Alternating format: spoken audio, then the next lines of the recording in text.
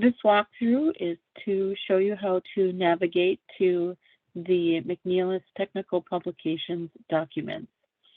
From the home screen, simply click on the Technical Publications tile, and you'll be directed into the electronic parts catalog right into the Technical Publications file structure.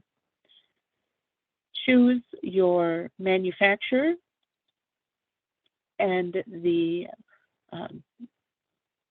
product line, product model, and then the specific model.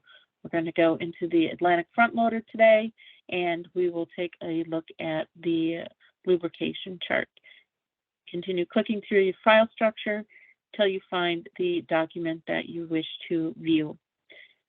Click on the document that you wish to view, and it will appear on your screen.